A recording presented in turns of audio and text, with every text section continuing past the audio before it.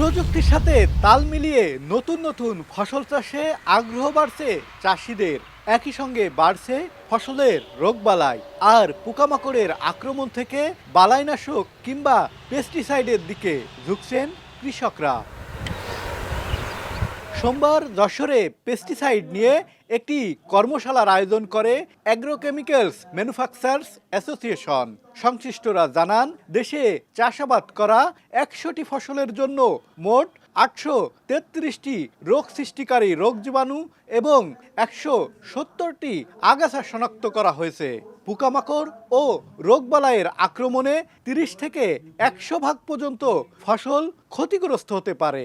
প্রত্যেকটা ঔষধ প্রত্যেকটার নিয়ম দেখা যায়, ডোজ কমপ্লিট করতে হবে এবং ব্যবহার করার আগে আমাদের ডোজ সম্পর্কে জানতে হবে। আমরা আমাদের কৃষকদেরকে উদ্বুদ্ধ করছি বা কৃষকদেরকে অনুপ্রাণিত করছি যে আমাদের ফসলের বিভিন্ন রোগ বালাই পোকামাকড় দমনের জন্য আপনারা বালাইনাশক ব্যবহার করবেন, এটা যেমন ঠিক আছে, আবার এর অতিরিক্ত বা যত্রতত্র ব্যবহার করাটাও কিন্তু তেমন ঠিক না।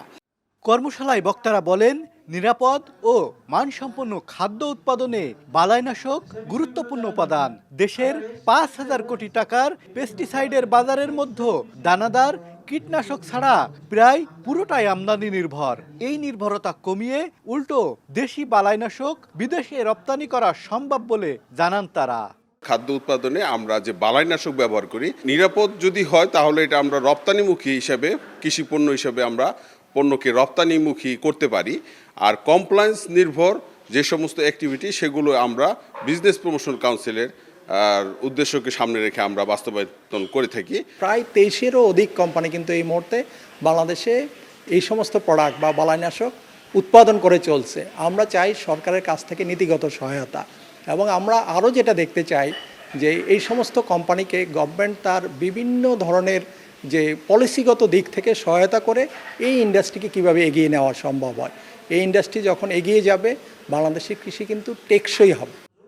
দেশে খাদ্য নিরাপত্তা সুসংহত রাখতে দরকার দেশেই বালাইনাশকের উৎপাদন।